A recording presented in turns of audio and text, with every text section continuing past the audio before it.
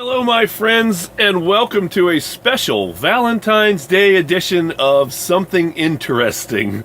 Valentine's Day being, of course, the day that we celebrate the stockholders of Hallmark cards. Well, anyway, welcome. I'm John the Storyteller. We're in the Shed of Knowledge. Today's special Valentine's Day story, for all you lovers out there, is the story of Mike. Mike the Headless Chicken. I didn't do a Valentine's Day thing. Give me a break. Do your own Valentine's thing. Anyway, I'm going to tell you the story, a true story, about a headless chicken named Mike. Now, I guess we should start with the where. Frutia, Colorado. What a great name, Frutia. It just sounds like fruit grows there, even though it's in the middle of the cold part of Colorado. But two people with the most farmery sounding names that I've ever heard, Lloyd and Clara Olson. Now, I bet you could hear those names and immediately know they're farmers. But anyway, Lloyd and Clara were hungry, and it was dinner time. And whereas it might be a little bit out of the ordinary for us these days, back in the day when it was time to eat on the farm, you went out and you cut the head off a chicken. Now, chickens will instinctively, not instinctively, I should say, muscle reflexes will cause them to run around for a little while because these neurons are firing, and so they'll run around with their heads cut off. If you've ever heard the phrase, like a chicken with its head cut off, they run around like crazy for a while, and then they die. Mike, the headless chicken, was an exception. Mike got his head cut off, and he ran around for a little while, and then he just kind of kept standing there and kind of walking around and stuff with no head. This was in 1945 in Frutia, Colorado, and Lloyd and Clara thought this was extremely unusual, as you might imagine. And so they kind of didn't know what to do. So whenever a day passed and this chicken was still standing out there with its head cut off, walking around the yard, Lloyd decided to do something about it. And so this is a little bit of a gross out story now that I think about it. Yeah, happy Valentine's Day. It's a horror story. Mike would feed the chicken with a dropper, a mixture of cut up corn and water into the hole in its neck, and even put some little gravel down there so that its gullet could grind up the food and continue to live.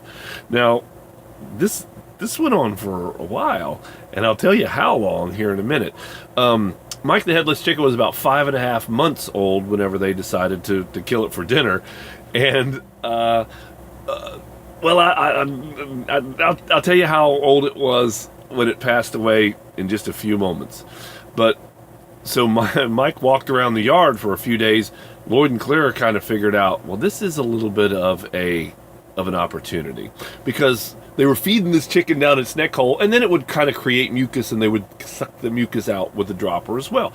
And they said, this is an opportunity. We need to take this chicken on the road. 25 cents a gander, and and I'm not kidding. That's really what was their plan, to take this headless chicken on the road and let people see him for a small amount of money.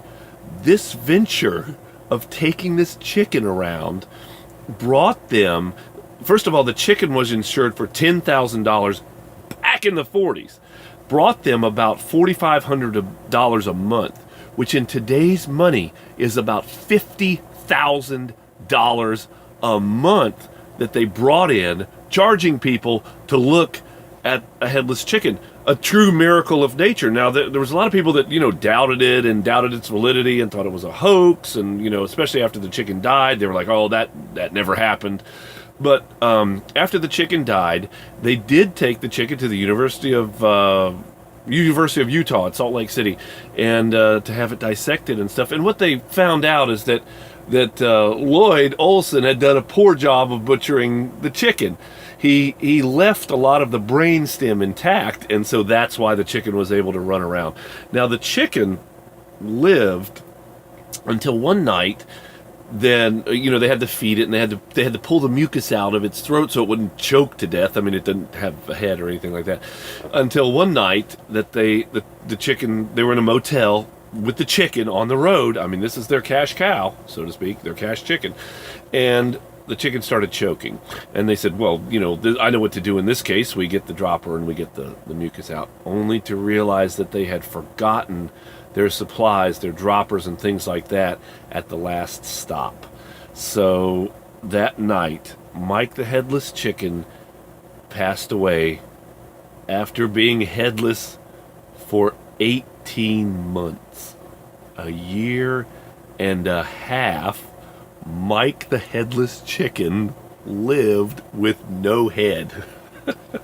He was 23 and a half months or whatever whenever he passed away. No head. Mike the Headless Chicken. Isn't that a funny story? He passed away in 1947.